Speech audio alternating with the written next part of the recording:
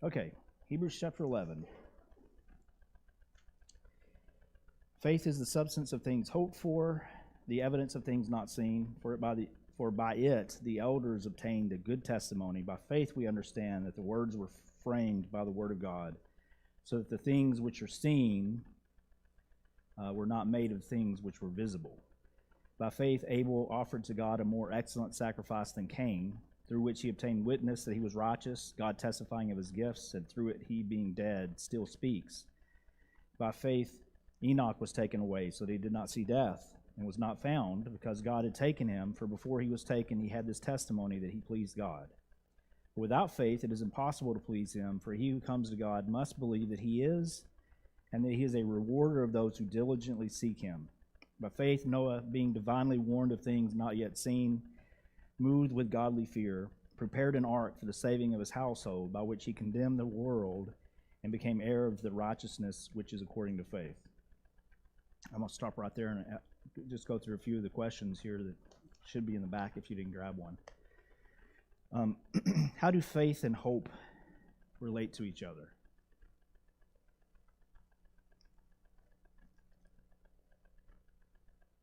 Starting off with a complicated one. Sure.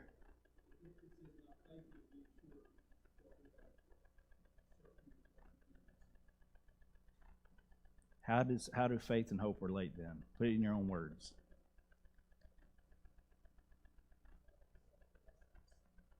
Okay, they both relate to things that are unseen. That's good. That's good. And we have confidence that we'll see it fulfilled. Yeah. What's the difference between faith and confidence? Is there? I'm asking because I never even thought about it. Yeah. I guess it could have nuances. But yeah.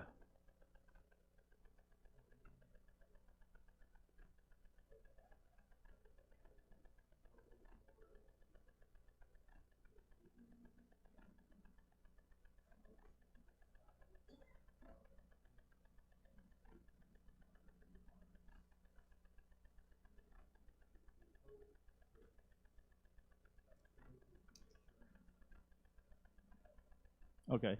Yeah, I could see that. So it's more of it's our reasoning thought process that brings us to the hope that we have. And that's a good way to put it. And of course we know biblical hope is not, it's not wishing. There's a big difference, right? And the biggest difference between wishing and hoping in the Bible is that we have evidence of it. And there's quite a few people that I still hear this, which surprises me still. But I mean, this stuff comes around all the time.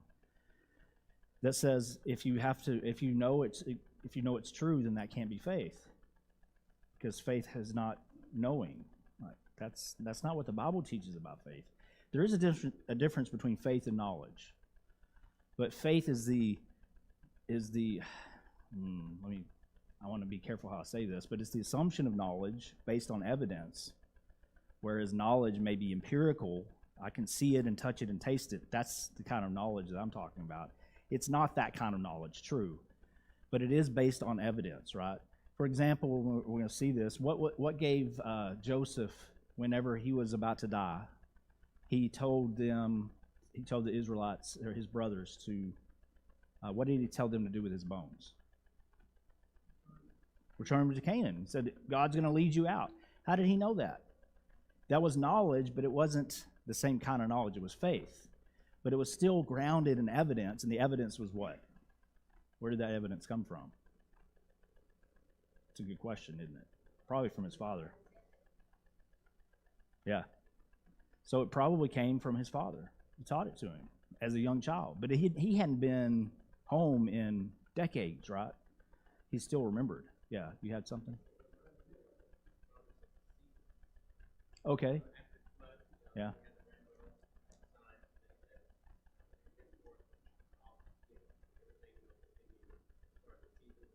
Right.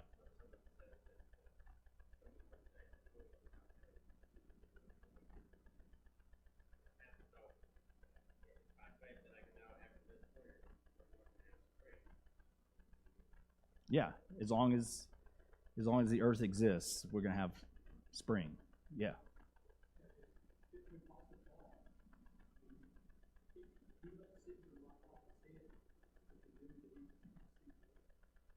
Yeah. Um,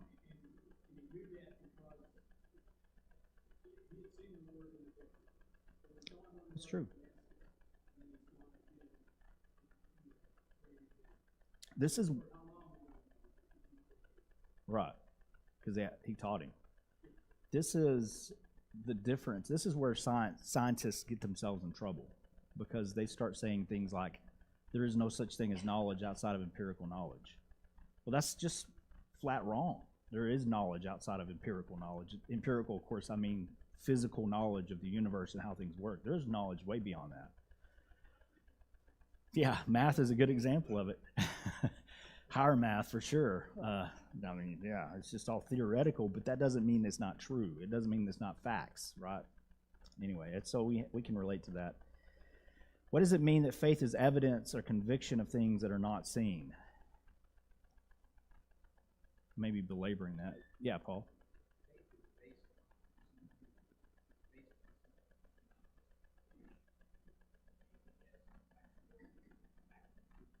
Yeah, definitely.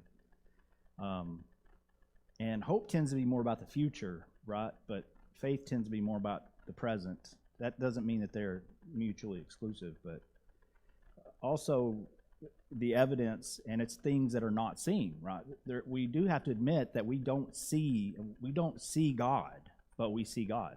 Right? We know He's there, but it's not because our eyes have seen Him. We've seen the evidence of Him, and that's a different kind of knowledge. All right. Verse 3, by faith we understand that the worlds were framed by the word of God, so that the things which are seen were not made of things which are visible. Why would he tell us, why is that such an important part of this discussion of faith, about the worlds being framed by the word, and things were made, which are seen, were made with things which are not visible? Yeah.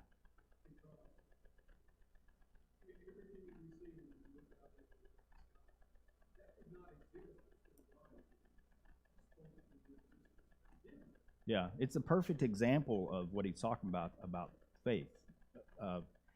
Well, my thinking was things were made, and they still are made by things we can't see, right? We can't see the atoms that make us up. We can't see it, but it's there, right? And so I think that's part of it too. All right, so then it goes into the next verse 4. By faith, Abel offered to God a more excellent sacrifice. And then it says at the end, through it, he being dead still speaks. In what way does Abel still speak? Through his example? Yeah. What is he saying? What is he saying if he's still speaking? His faith still speaks volumes, right? What does it say? Follow God, right? It says a lot about God. It says a lot about Him. It does. So, yeah, it still tells us. I think that's very fitting. He goes all the way back to the very first death to talk to Christians who are being perhaps at least threatened to be put to death, if not some of them already being put to death, right? So I think it's very fitting.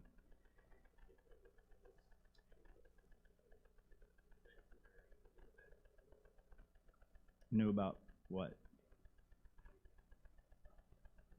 Oh, yeah, he probably didn't have much of a concept of death, right? He's the first human that died, so that would be kind of weird. By faith, Enoch was taken away so that he did not see death and was not found because God had taken him. Okay. What does that indicate about him being taken? How does this relate to his faith? It says that he was taken, he was not. But it says, by faith, Enoch was taken away. Why? How does that relate to faith? He didn't have to believe anything for God to come take him, right? It didn't seem like he had a choice in the matter. He was just gone. So how is that done by faith? Yeah, okay. There's a relationship that's in fact, the emphasis here is that he was found to be righteous before that. So his faith related to his righteousness. And the reason that he was taken away was because of that very thing. So in that sense, faith was taken. He took faith from that. That comes back from Genesis chapter 5 and verse 24. Then verse 6 says, without faith it's impossible to please him. He who comes to God must believe that he is, and that he's a rewarder of those who diligently seek him. The ESV and other translations don't say diligently, but the word means diligently seek, to seek earnestly is the idea. And so what does it mean to diligently seek God? I mean, I know what the words mean, but what does it look like? An unending pursuit. Okay? What are you going to say? He's number one. Yeah. He's the pursuit. And it's not it's unending, and it's not something that is sporadic, I would say, right? If you seek God, once or twice or 4 times a month, is that diligently seeking? I mean, you can diligently seek God during those four times, right? But this is a daily habit that we're trying to develop within ourselves, that we are trying to pursue God and be with him. All right, and I think we know what it means to pursue him, but what does it mean? How can you explain that? To diligently seek him. How do we do that?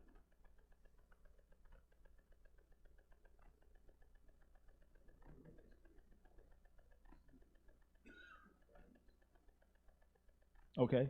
Yes, so an acknowledgement of his presence and his workings, and even the things that he's already done. Yeah, definitely. Okay. Right. So we're seeking to do what God wants. We're seeking God's plan for our lives, right? And we know exactly what he wants us to do. We don't know the exact details, but we know what he wants, right? What's the greatest command? To love God with all your heart, soul, mind, and strength. That's going to play out in different ways, but it's still one we know. And then to love our neighbor as ourselves. We know exactly what that is. We know exactly what to do, but we have to figure it out in our own context. So it'll be a little bit different sometimes, but I think that's a lot of what's been going on here.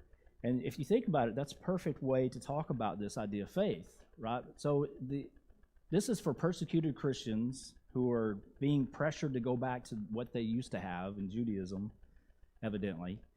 And he's telling them, you need to have faith. And then he gives them example after example after example and tells them, if you want to have, or if you want to be with God, you have to pursue God like these people did. It's not a once every now and then thing. It's a constant thing. And I recognize that we have other thoughts that have to be entertained in our heads, but we can still pursue God even while we're doing other things, right? We can still pursue God when we're at work, with our family, whatever it is, we can still pursue God in those things if we think about what we're doing. Any thoughts? Number 7, from this statement in verse 6, what can we say about the kind of faith that would prompt God to help us and to save us? We need what? Diligence, right? And not to belabor that, but that's his point. That he is a rewarder of those who diligently seek him. And it's also interesting, he says that we have to believe, he who comes to God must believe that he exists, that he is, and that he is a rewarder of those who diligently seek him. So we're anticipating good things from God, right? That says more about our anticipation of God's reaction than it does about the focus is off us. It, of course, emphasizes, it tells us that we have to be engaged in doing the things that God wants, but the emphasis is on him, because he is the one who's going to save us. If we're saved, it's only going to be because he decides to save us. And it's going to be because he made that decision, but our faith has a part in that, and in that decision. Okay? Then verse 7, it says that faith by faith, Noah, being divinely warned of things not yet seen, moved with godly fear, prepared an ark, okay, by which he condemned the world and became heir of the righteousness which is according to faith. How did he condemn the world?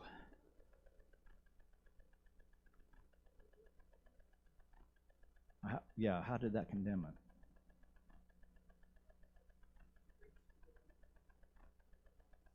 Okay, so there's preaching involved, yeah.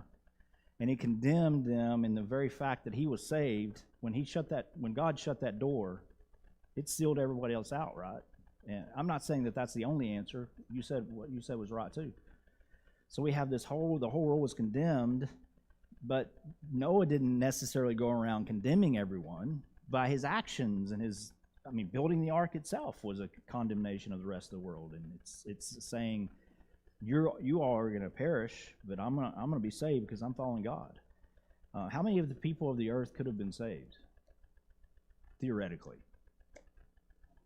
I would say all of them. Maybe I don't know how that would have worked, but God knew there weren't going to be that many, so He didn't build an ark big enough to hold everybody. But it could have if they had responded appropriately.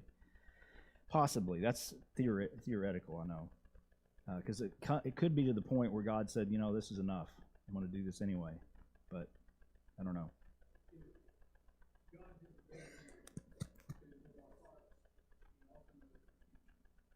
Right.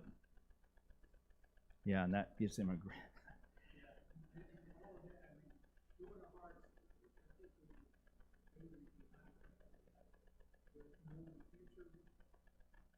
That's hard to wrap your head around. Yeah, that's right. Well, let's read 8 through 10. That's where the next question's coming from. Yes, sir.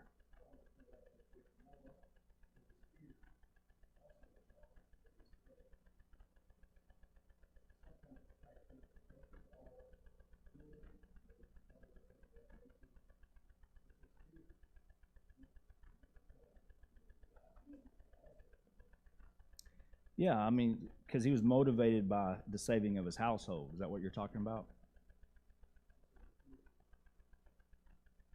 Oh, he's moved with godly fear. There we go. Yeah. Yeah, that's right. Fear, a healthy fear is a good thing, right? And we need that. It helps push us along when we don't really want to do things sometimes. I think you're right. We have to consider that. Okay, by faith, Abraham obeyed when he was called to go out to the place which he would receive as an inheritance. And he went out not knowing where he was going. By faith, he dwelt in the land of promises in a foreign country, dwelling in tents with Isaac and Jacob, the heirs with him of the same promise. For he waited for the city which has foundations, whose builder and maker is God. By faith, Sarah herself also received strength to conceive seed, and she bore a child when she was past the age, because she judged him faithful who had promised. Therefore, from one man, and him as good as dead, were born as many as the stars of the sky in multitude, innumerable as the sand which is by the seashore. These all died in faith, not having received the promises, but having seen them afar off, were assured of them, embraced them, and confessed that they were strangers and pilgrims on earth. For those who say such things declare plainly that they seek a homeland. All right, let's talk about this a little bit. What relationship were Abraham's activities and his faith? I know it's a really obvious question. What was the relationship between his activities and his faith?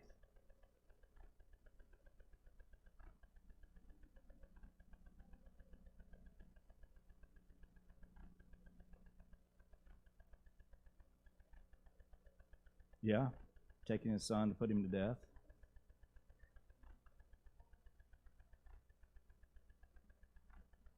Right. So it's an obedience that came because he believed. Yeah. And would you say that his let's say, for example, would he have been called a man of faith if he didn't leave Ur? No, because God told him to leave, right? Well, if God never told him to leave, we wouldn't say necessarily no, because it may have been other things that he did. But God told him to do something, and when he believed God, he trusted God, he said, okay, well, I want to go. And it took him a while to get there, but he did go, as we all read. So, right. good. If you look in verses 14 and 15, he says, those who say such things, that is the confession, they confess that they were strangers and pilgrims on the earth. Those who say such things declare plainly that they seek a homeland, and truly if they had called to mind that country from which they had come out, they would have had opportunities to return. So what did Abraham and Sarah say that would declare plainly that they seek a homeland? Verses 14 and 15. What was it that they said?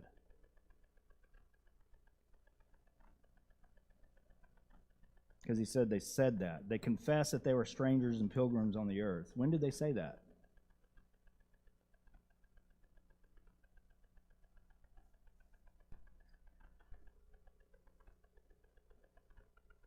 They actually didn't ever say that. Not the words, right? But they said it. How did they say it?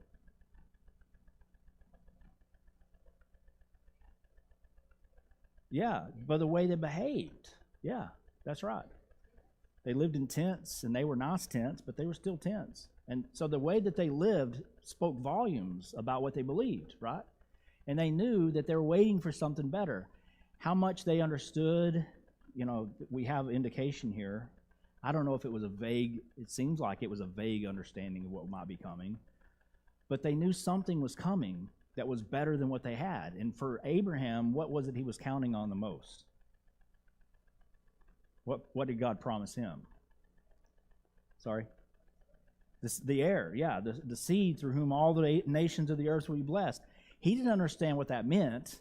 He probably had ideas, but he didn't understand what it meant. But he was still hoping for it. He was still waiting for God to keep his promises. And in fact, we also know that at one point God told him, it's not going to be during your lifetime. How long did he say it would be?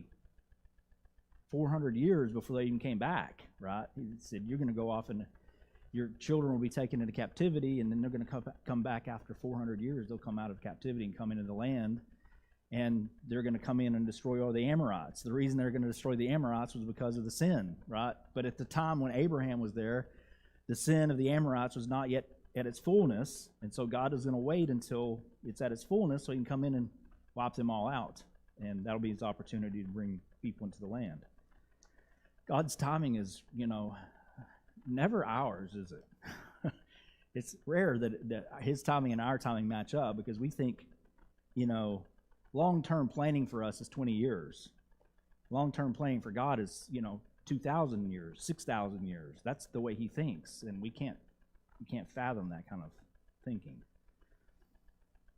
So we can see that they made great statements about how they, by their lifestyles, how they lived, and the fact that, like Holly pointed out, he never owned any land.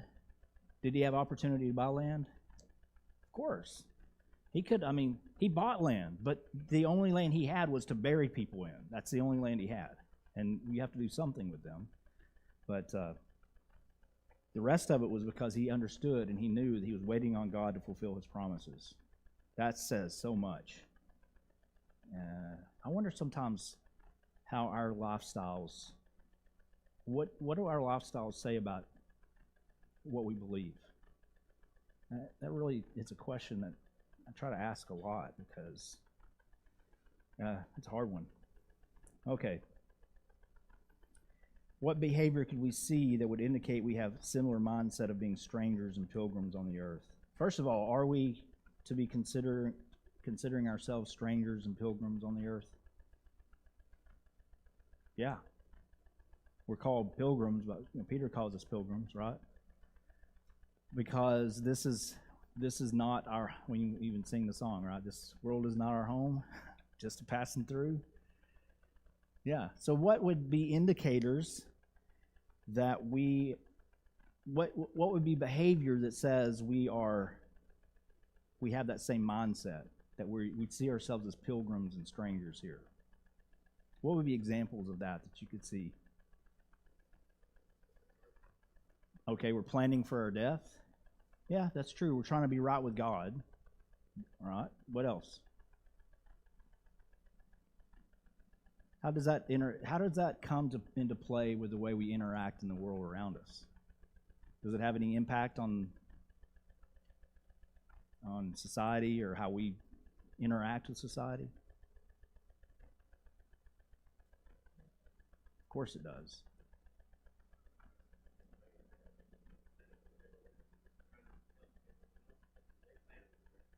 Okay, so definitely we want to definitely want to make sure that other people come with us. Yeah. Things that might get in the way of that. So let's think about it from the negative aspect. It's probably easier for us to think that way.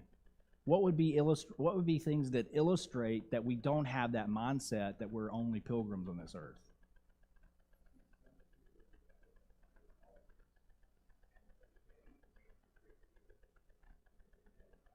Okay, they put themselves in an environment where yeah, it's going to be much harder for them.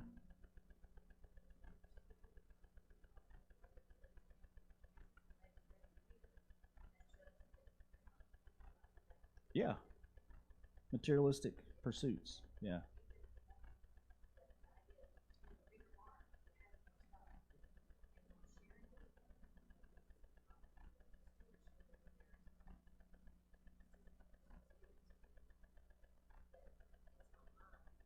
yeah.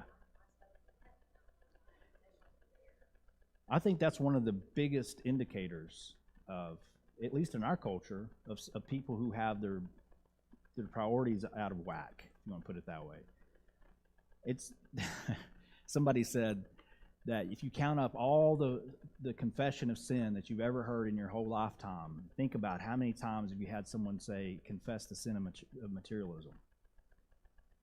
I don't know if I've ever heard anybody say that, but we all admit that we can be materialistic, right?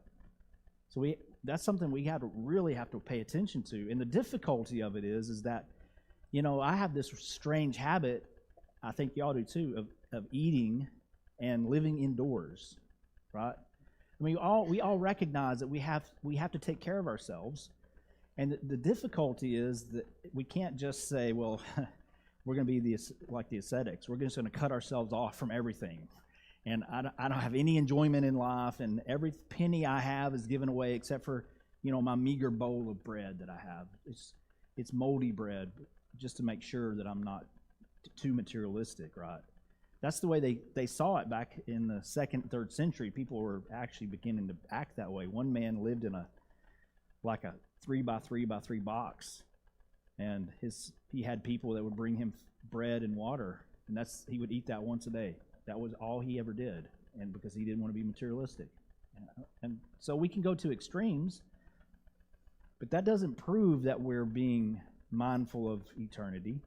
But the reason it's difficult for us is because while we want to take care of ourselves, it's really hard sometimes to know where that line is between care for self and materialistic.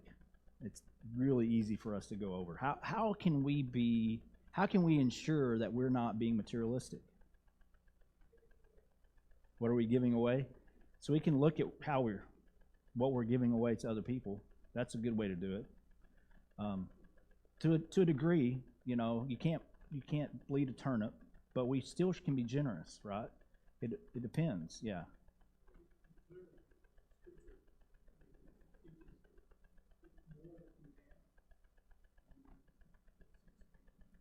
Yeah, more is expected if we have more. That's right. Yeah, Adam, were you going to say something?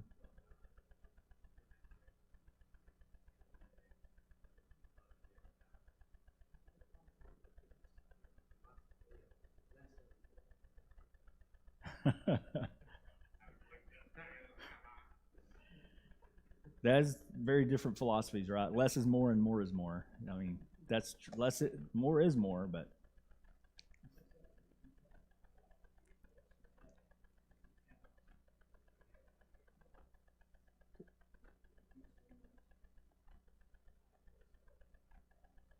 I think you're right. And the reason for that is sometimes we I can't say the reason for it. One of the reasons that we do that, I think, is because we convince ourselves that we just can't. We can't, or we don't have time, or we have all kinds of reasons, right?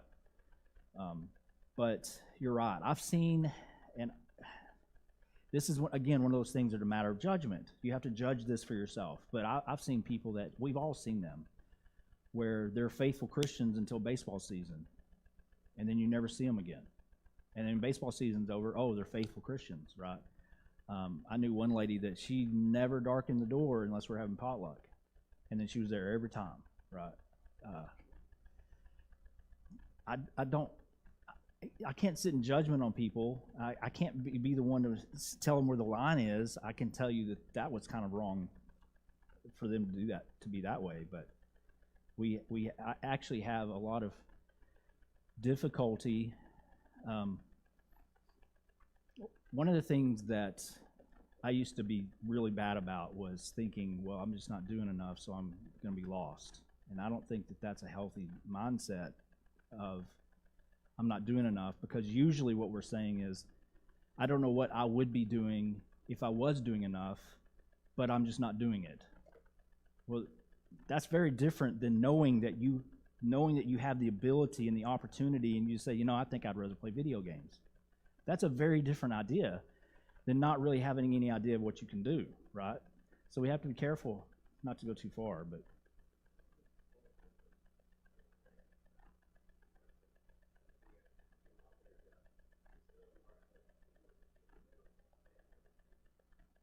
Banner of Truth. I'm not sure who did that.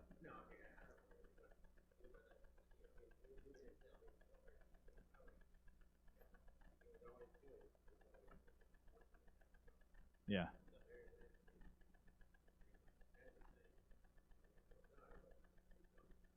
Mm.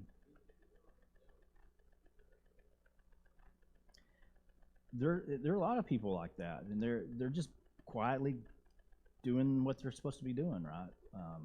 And usually, human nature says, "I'm not going to do it unless everybody sees it," and then we want to be sure that everybody does see it. But that's human nature. I'm not saying that we're all that way, but we have the tendency if we're not careful. But when we finally come to the point where we're doing it anyway, regardless of who knows, it's not. I think we do a disservice if no one ever knows about any of the stuff that we do. Jesus said himself, "Let your light so shine before men that they may see your good works." For what reason? That they may glorify your Father in heaven. So we don't want to go to extremes, but yeah. Joe? We probably have.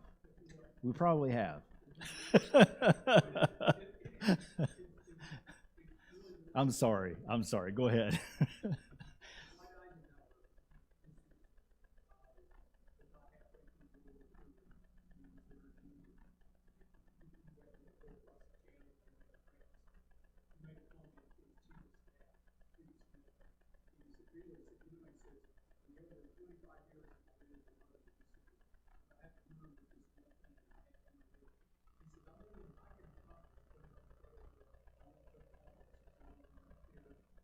Who takes credit?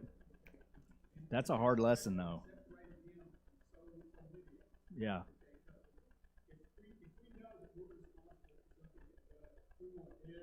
Want everybody to know.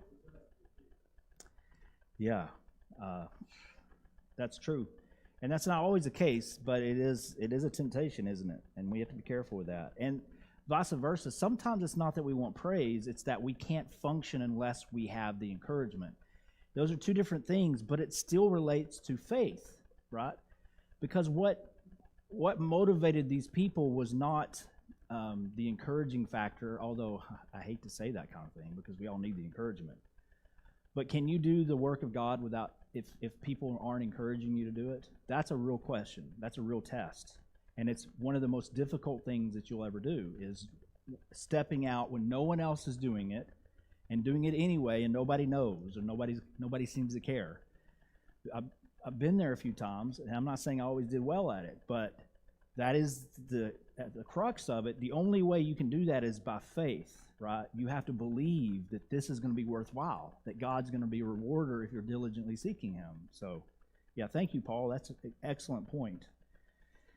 And my opinion on this, too, as I keep going back and forth on this, is that most of us, if we would sincerely look at our talents, skills, abilities, we would see so much that we could do that we would scare ourselves thinking there's no possible way we could accomplish it. I believe that for all of us.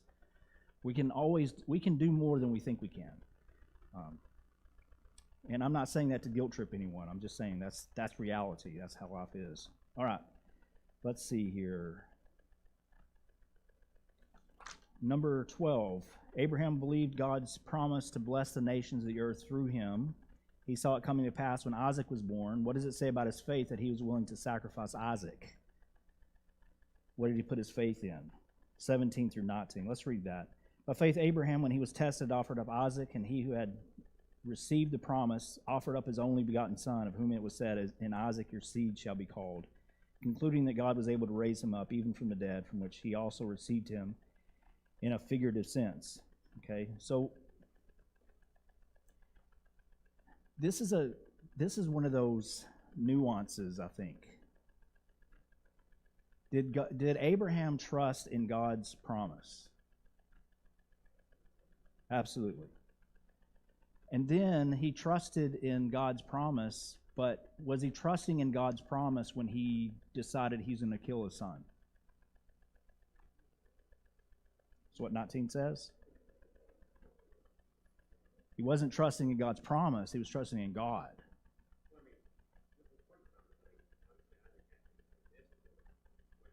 Right. Yeah. But, right.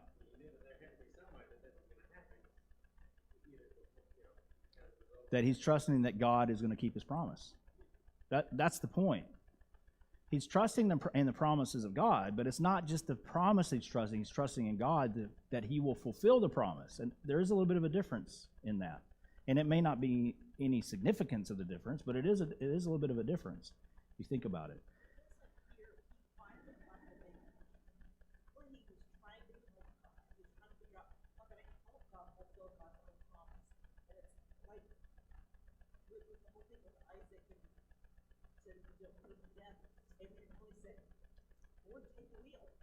Yeah, you decide what's going to happen. Yeah. Yeah, that's true. You got the big picture.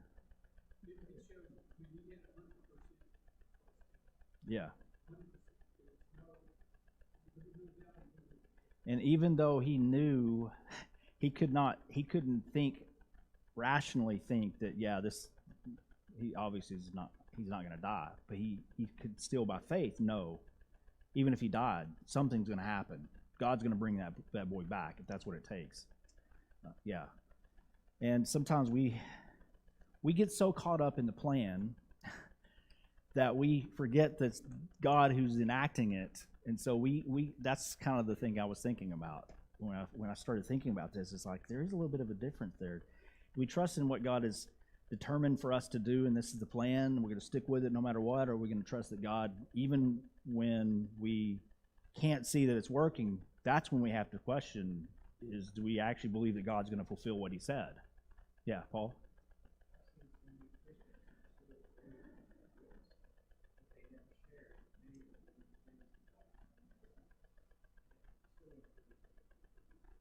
Yeah, that we can talk to other people about how God has done things for us, right? What he's done. Yeah.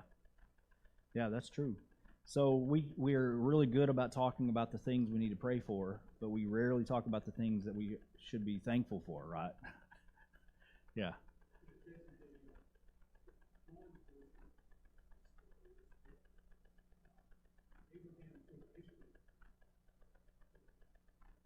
Oh, really? He took Ishmael. Well, they twisted things up, didn't they? He was the oldest son. I mean, but that's prophecy was not from him or for him. And Abraham or Moses made it a point to make sure that we understood that God doesn't have to pick the firstborn, right? He did that many times. Of course, that's going to be after that, but still. Okay, let's look at 24 through 27.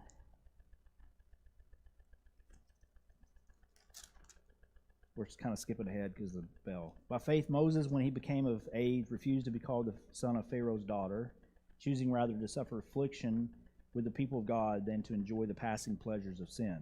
All right, let me ask you the question. Where did he say I don't want to be Pharaoh's daughter, the son of Pharaoh's daughter anymore. Where did he say he didn't want to be the son of Pharaoh's daughter anymore? I'm rejecting Israel. I'm rejecting Egypt. He didn't say the words, but he said it. He took action. His action said, what is more important to me is my connection with Israel, because that's why he killed the guy, right? In defense of an Israelite. Esteeming the reproach of Christ greater riches than the treasure in Egypt, for he looked to the reward. Okay, what was the reproach of Christ? He had no idea what the Christ was. So what does he mean by that?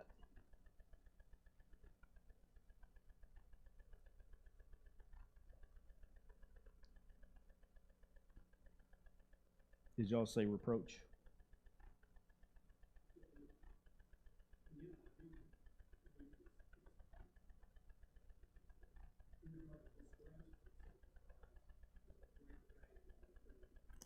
Yeah, disgrace for the sake of Christ. What did he know about the Christ at that point? That had never been brought up. There was a promise. There was a seed promise. I mean, there is that. And so there, in a sense, he understood, but he didn't know the details, but he still knew. There's something that he knew, that he was anticipating, right? And this gives us an indication, an insight into why he made the decision about giving up Egypt for Israel. Because there was something about Israel that he knew God was working with them, that God was with them. He's going to take care of them. And he had no idea what was coming, but he did know that God was with these people, and God made promises, and he knew that God would keep those promises, so he'd be with them. No promises made to Egypt, right? So anyway, that's just something to think about. Sorry? Must have been. Yeah, he didn't get it from Pharaoh's daughter, that's for sure. His mother must have taught him a lot. By faith he forsook Egypt, not fearing the wrath of the king, for he endured to seeing him who is invisible. He kept the Passover, the sprinkling of the blood, lest he who destroyed the firstborn should touch them. By faith they passed through the Red Sea as by dry land, whereas the Egyptians attempting to do so were drowned. Okay. Does God expect us to go out of our way to be sure that we are persecuted? Does persecution guarantee righteousness?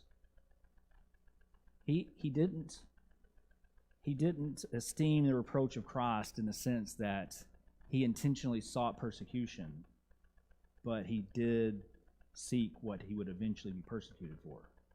And there's a difference. But does persecution guarantee righteousness? No, it doesn't. Just because Jesus said that we would be persecuted if we're faithful doesn't mean that everyone who's persecuted is faithful. Those two are not the same statements, and we got to be careful with that kind of mindset. I got a text. I'm in a group text with preachers, and last Sunday, I knew what he meant, so I'm not trying to be critical of him, but he said, "Men, if Jesus preached what you preached in 2023, would he have been crucified?" My first question was, is that the goal? That we're preaching intentionally so that we would be crucified?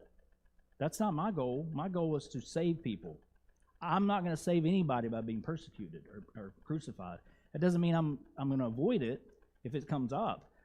But my goal is not to be, I do not get an extra crown in my, extra star in my crown if I get persecuted more than anyone else. I think that we have to be very careful of that kind of mindset.